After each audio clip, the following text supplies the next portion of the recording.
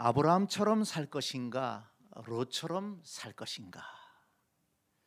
아브라함처럼 아름답게 변화하여 영광스럽고 복된 인생을 살 것인가, 롯처럼 추하게 변질되어 부끄러운 인생을 살 것인가?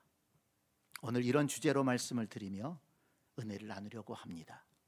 아브라함과 롯은 삼촌과 조카 사이였습니다. 동시대를 살았습니다. 같은 지역에서 살았습니다.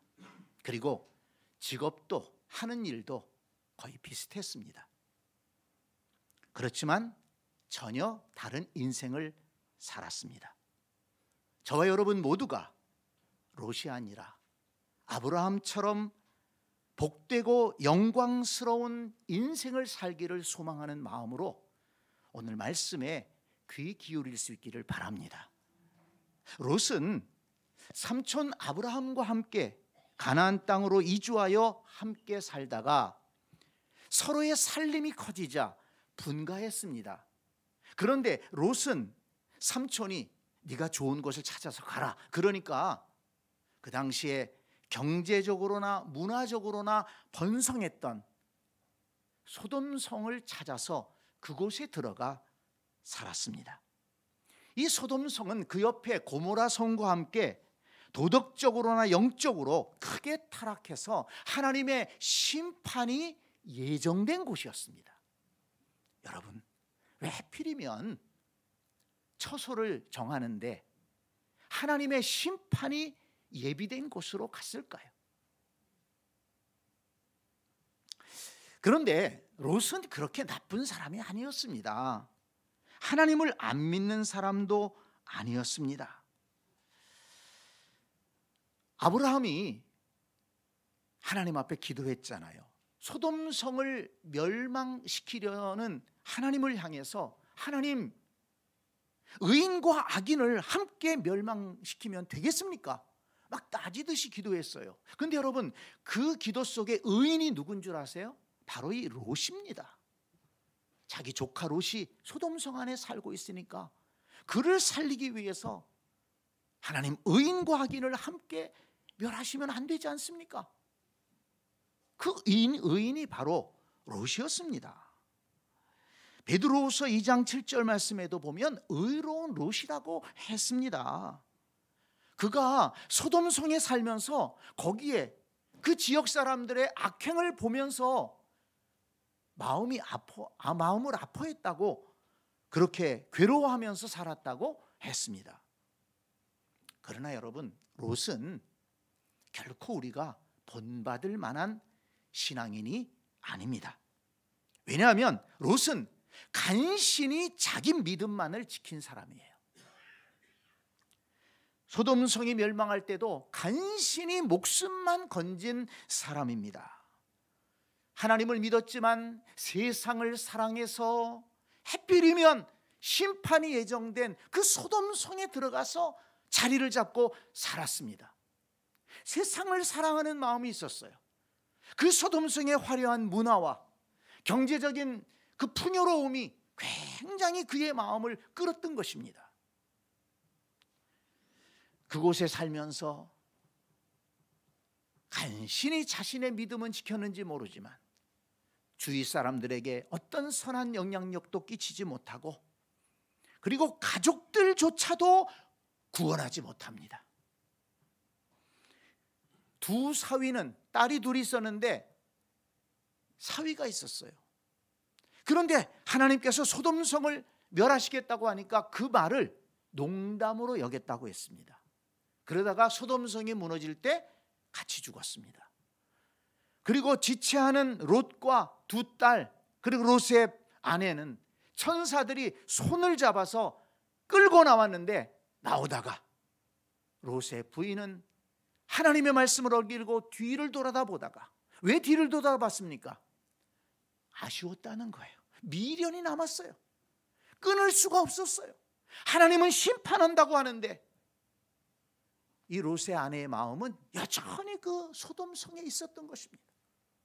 그러니까 뒤돌아본 거예요. 미련이 남아 있었어요. 끊지 못했습니다. 그러다가 죽어서 소금 기둥이 되고 말았습니다. 두 딸과 롯은 간신히 살아나와서 이제는 집도 없고 저 산 위에 굴 속에서 살았는데요, 그 두 딸이 어떤 일을 했는 줄 아십니까? 어떤 짓을 했는 줄 아십니까? 자기 가문의 자손을 남긴다고 아버지에게 술을 진창 먹여가지고 회개망측한 짓을 해서 아들들을 낳았어요. 그 아들들이 나중에 이스라엘을 끈질기게 괴롭히는 모압과 암몬 자손이 되고 말았습니다. 자, 여러분 보세요. 소돔과 고모라만 멸망한 것이 아닙니다. 롯의 인생도 무너지고 롯의 가정도 무너지고 롯과 관련된 모든 것들이 참으로 부끄러운 상태로 추락하고 만 것입니다.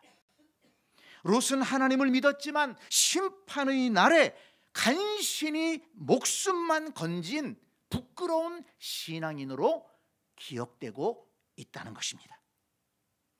그러나 여러분, 아브라함은 롯과 동시대를 살면서도 전혀 다른 삶을 살았다고 했습니다.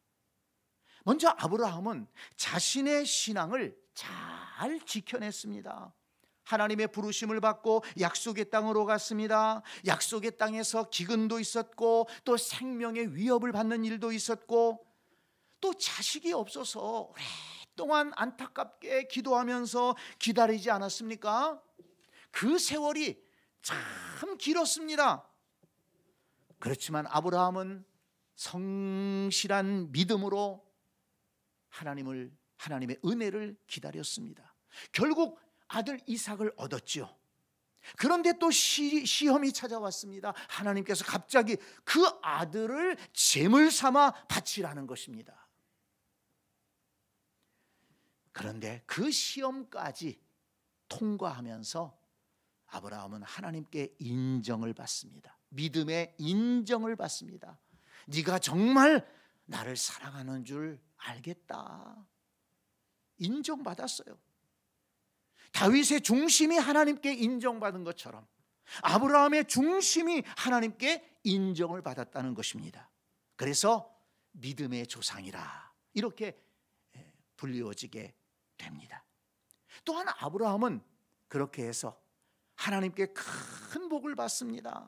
오늘 본문 18절을 보면 아브라함은 강대한 나라가 되고 천하 만민은 그로 말미암아 복을 받게 될 것이 아니냐 그랬습니다. 여러분, 이 말씀이 얼마나 귀한 말씀인가 하면 아브라함만 복을 받는다는 게 아니에요.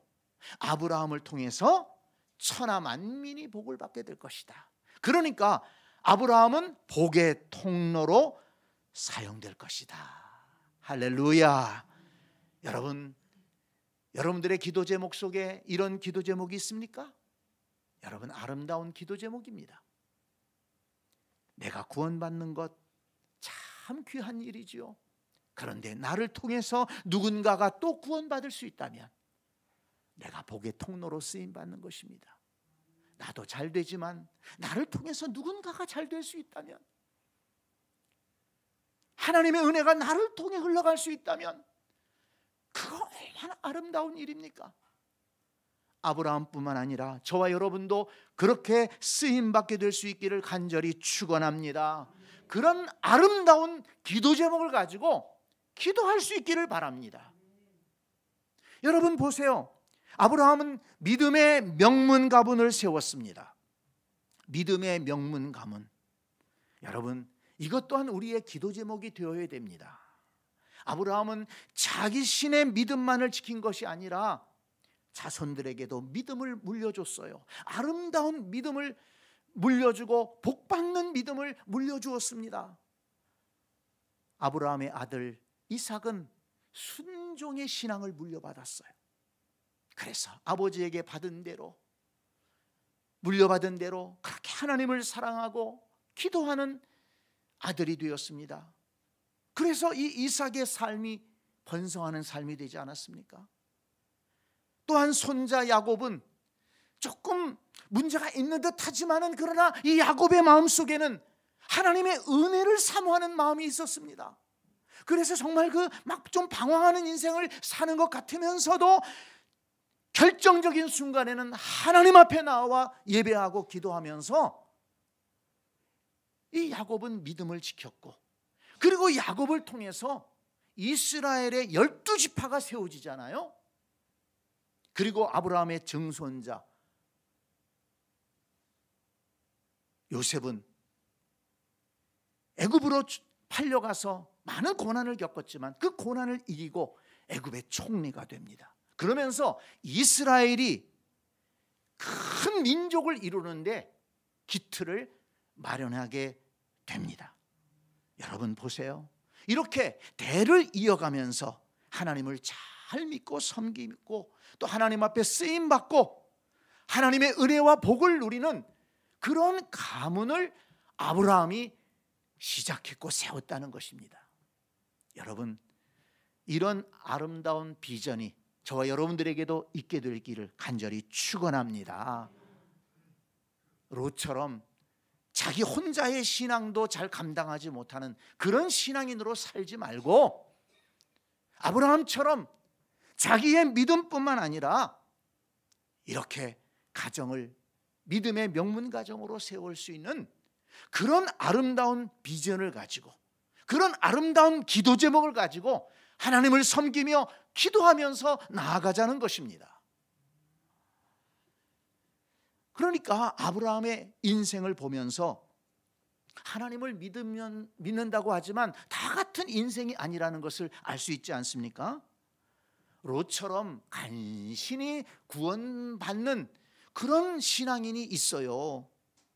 그러나 아브라함처럼 든든한 믿음으로 살아가면서 믿음의 가정을 세우고 다른 사람들에게 하나님의 은혜와 복을 나눠주는 축복의 통로로 살아가는 그런 아름다운 믿음의 삶이 있다는 것입니다.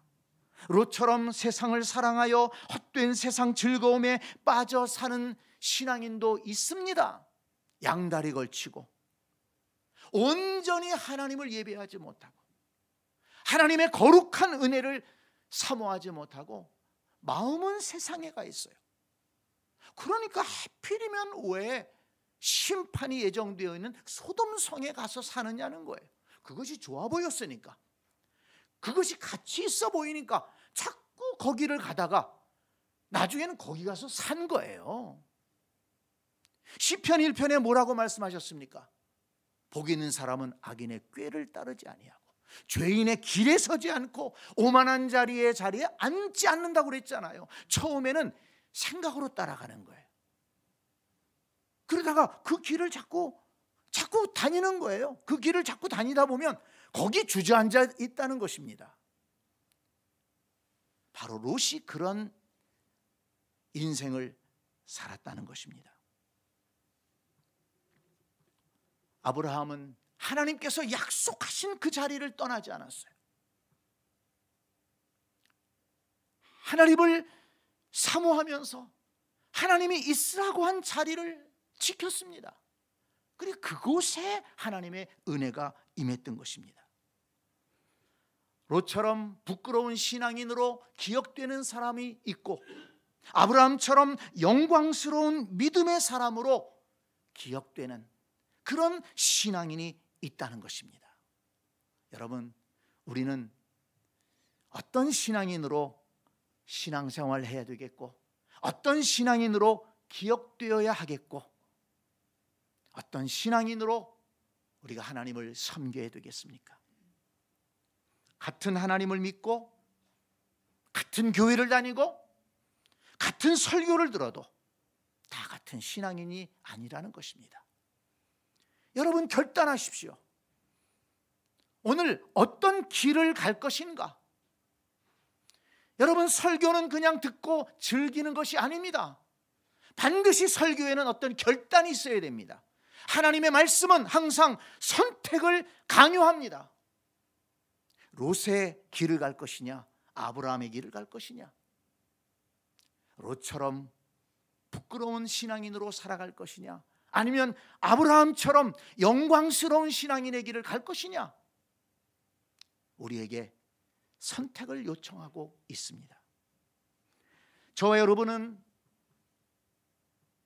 한 사람도 롯의 길이 아니라 아브라함의 길을 선택할 수 있기를 간절히 축원합니다. 그렇다면 여러분, 우리가 아브라함처럼 살기를 원한다면, 아브라함처럼 하나님을 섬기는, 아브라함처럼 하나님의 복을 누리는 그런 믿음의 사람이 되기를 원한다면, 아브라함은 어디에서 그런 영적 에너지를 얻었는지 그걸 좀 살펴볼 필요가 있지 않습니까? 다시, 우리가 아브라함처럼 살기를 원한다면 아브라함은 그런 영적 에너지를 어디에서 얻을 수 있었을까?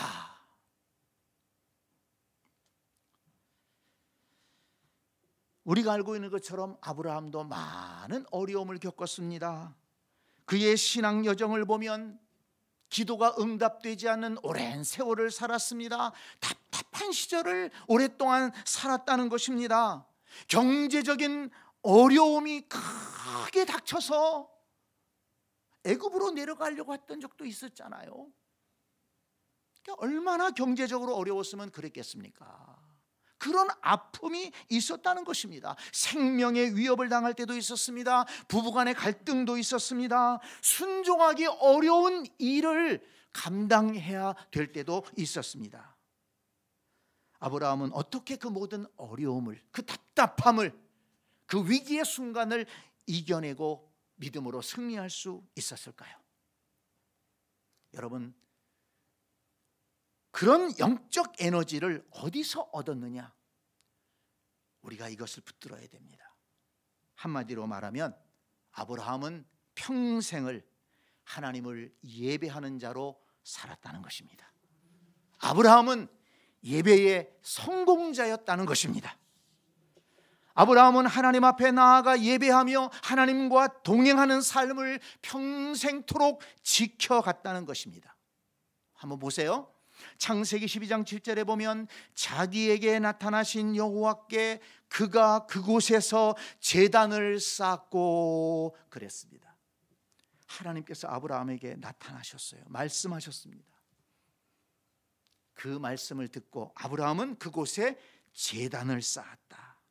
12장 8절에도 보면 그가 그곳에서 여호와께 제단을 쌓고, 여기 보면 장소가 나오고 제단을 쌓았다는 말씀이 계속 나옵니다. 창세기 13장 3절 4절을 보면 그가 네게부에서부터 길을 떠나 베델에 이르며 베델과 아이 사이 곧 전에 장막 쳤던 곳에 이르니 그가 처음으로 제단을 쌓은 곳이라 그가 거기서 여호와의 이름을 불렀더라 했습니다. 왜 이렇게 옮겨 다녔느냐?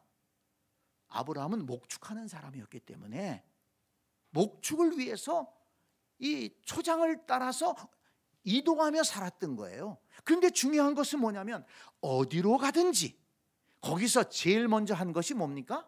잊지 않고 한 것이 뭡니까? 그곳에서, 거기서 제단을 쌓았더라. 제단을 쌓았다는 것은 예배했다는 것입니다.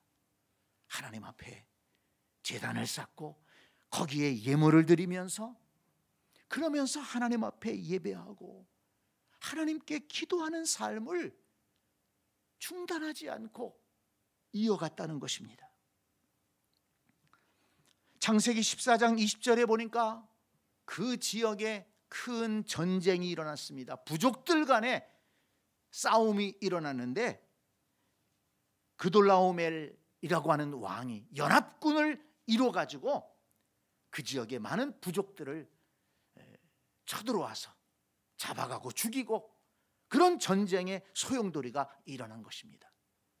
그런데 그 어려운 전쟁에서 아브라함이 자기가 기른 사람들과 함께 나아가서 싸워가지고 그 전쟁에서 승리합니다. 그리고 많은 것들을, 전리품들을 얻어가지고 돌아오는데 거기에 보면 제사장 멜기세덱을 만나서 하나님 앞에 감사합니다, 찬양합니다.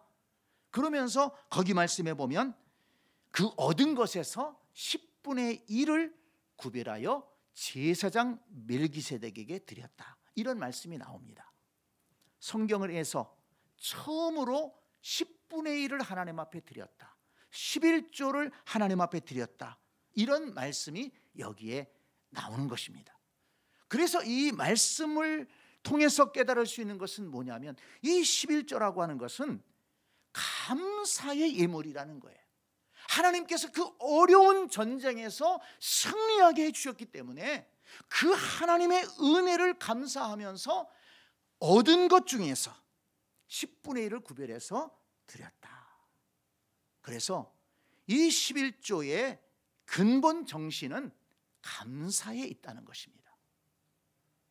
그래서 그 전통을 따라서 창세기 28장 22절에 보면 야곱은 하나님 앞에 기도하면서 하나님, 내가 힘든 길을 가는데 이 길에서 잘 돌아오게 하시면 이곳이 하나님의 전이 될 것이고 내가 10분의 1을 하나님 앞에 드리겠습니다. 이렇게 서원을 했던 것입니다. 그러니까 중요한 것은 무엇인가 하면 이렇게 아브라함은 하나님의 큰 은혜를 입었을 때 하나님의 은혜를 잊지 않고 감사하면서 제단을 쌓고 예배하면서 예물을 드리고 그렇게 마음으로 하나님을 섬겼다는 것을 알 수가 있는 것입니다. 창세기 21장 33절을 보니까 아브라함은 부엘세바에 에셀나무를 심고 거기서 영원하신 하나님의 이름을 불렀다고 했습니다. 오늘 우리가 읽었던 창세기 18장 23절에 보면 아브라함이 여호와께 가까이 나아가 롯의 구원을 위해서 하나님께 기도한 내용이 나옵니다. 그런데 막 하나님께 따지듯이 기도해요. 의인과 악인을 함께 멸하시면 되겠습니까? 그건 공평하지 않은 거 아닙니까? 야, 어떻게 그렇게 아브라함이 하나님 앞에 가까이 나아가서 그렇게 담대하게 기도할 수 있었을까요? 그만큼 평소에 하나님 앞에 자주 예배드리고 자주 기도하면서 하나님의 말씀을 듣고 하나님의 음성을 듣고 하나님의 감동하심을 받으면서 하나님과 예배를 통해서 교제하는 삶이 있었다는 것입니다. 하나님과 아브라함은 서먹서먹한 사이가 아니에요. 자주 만나던 사이고 자주 찬양을 드리고 감사를 드리고 자주 하나님의 은혜를 힘입는 그런 삶을 살았기 때문에 이렇게 기도할 제목이 있을 때 담대하게 나아가 기도할 수 있었던 것입니다. 아브라함이 이렇게 하나님을 가까이하며 예배하기를 힘쓰니까 하나님께서도 아브라함을 가까이 하셨는데 성경에서 이런 기록이 많지 않아요. 아브라함을 친구라고 불러주셨습니다.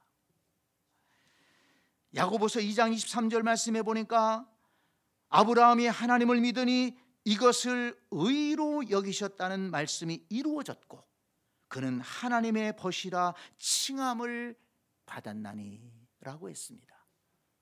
하나님의 친구였다. 하나님이 친구로 여겨주셨다는 거예요. 여러분, 친구가 어떤 존재입니까? 친구는요, 마음이 통하는 사람이에요. 그리고 친구는요, 자주 만나는 사람입니다. 자주 전화도 통화하고 어려운 일 있으면 서슴없이 얘기하고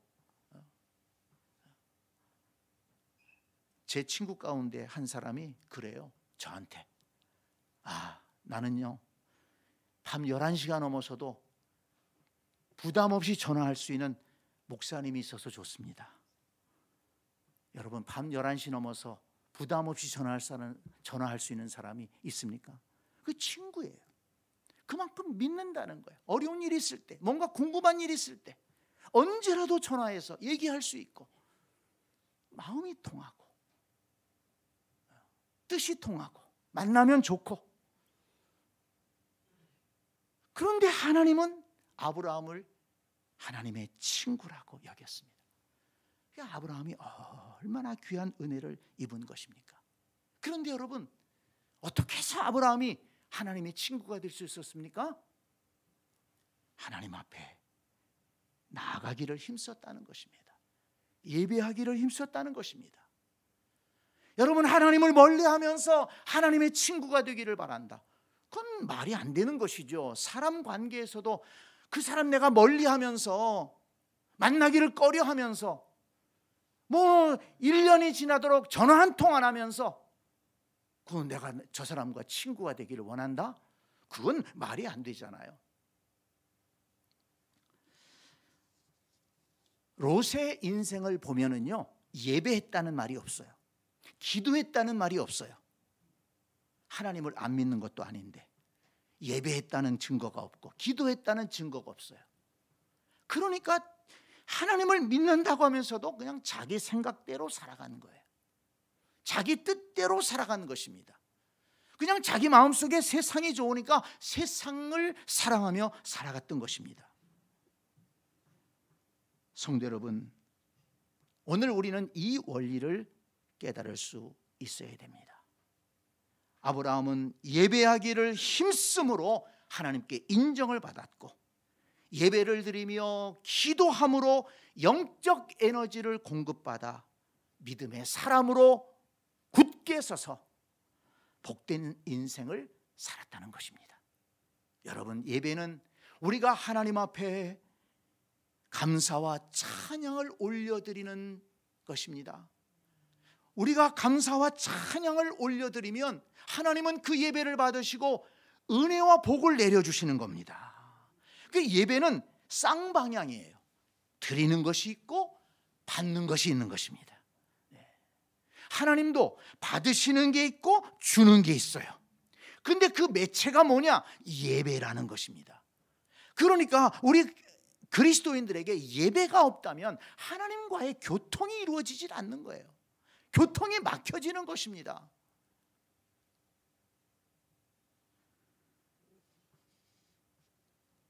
롯이 영적으로 실패하고 부끄러운 인생으로 추락한 것은 예배를 멀리하고 기도하지 않으므로 하나님의 도우심을 받을 수가 없었습니다. 영적 에너지를 공급받지 못했습니다. 그러니까 아브라함처럼 살 것인가 롯처럼 살 것인가 하는 것은 예배를 통해서 결정된다는 것입니다. 여러분, 아브라함처럼 복되고 영광스러운 믿음의 사람이 되기를 원한다면 무엇보다도 예배의 성공자가 되어야 한다는 것을 잊지 마시기를 바랍니다. 예배는 하나님을 기쁘시게 합니다. 예배는 믿음을 인정받는 길입니다. 예배는 영적 에너지원을 공급받는 은혜의 축복의 샘터라는 것을 잊지 마시기를 바랍니다. 그냥 예배당에 나와 앉아서 1시간 때우는 게 예배가 아니에요. 예배는 하나님 앞에 우리의 마음을 드리고 하나님의 이름을 높여드리고 하나님께 감사하고 하나님께 찬양을 드리는 것입니다. 하나님은 예배를 기뻐하신다고 하지 않으셨습니까? 하나님은 그 예배를 받으시고 우리에게 말씀하시고 우리에게 은혜를 주십니다. 그러면 예배를 통해서 우리가 말씀을 듣고 은혜를 받으면 우리가 이 땅에서도 바르게 살아갈 힘을 얻을 수가 있는 것입니다. 근심으로 나왔다가도 하나님이 주시는 위로와 힘을 얻어서 용기를 얻어가지고 나갈 수 있는 것입니다. 그냥 은근히 세상을 향하는 그런 어떤 마음이 생겼다가도 예배 나와서 말씀 듣고 은혜 받으면서 정신 차리고 내가 세상을 향해 나가면 안 되지, 소돔성 기웃거려서는 안 되지, 그러면서 말씀을 붙들고 나가는 것입니다. 그러니까 흔들릴지는 모르지만 넘어지지 않는 거예요. 믿음을 지키고 우리가 이 복된 길을 지켜나갈 수 있는 것입니다. 예배가 소중한 것입니다. 우리 가운데 한 사람도 롯처럼 세상을 사랑하다가 간신히 혼자만 구원받고 남에게 신세지는 그런 인생을 살지 않기를 바랍니다. 우리 모두는 아브라함처럼 하나님께 가까이 나아가 예배하기를 힘쓰면서 믿음에 굳게 서서 자신의 가족을 구원하여 믿음의 명문 가문을 세우고 이웃을 구원하고 도와주는 그런 축복된 인생을 살게 될 수 있기를 간절히 축원합니다. 그러기 위해서 예배를 붙들고 예배하기를 힘쓰고 예배를 통해서 하나님을 기쁘시게 하고 예배를 통해서 하나님의 은혜를 힘입어서 믿음에 승리하는 우리 세셈 가족들이 될 수 있기를 간절히 축원합니다. 아멘.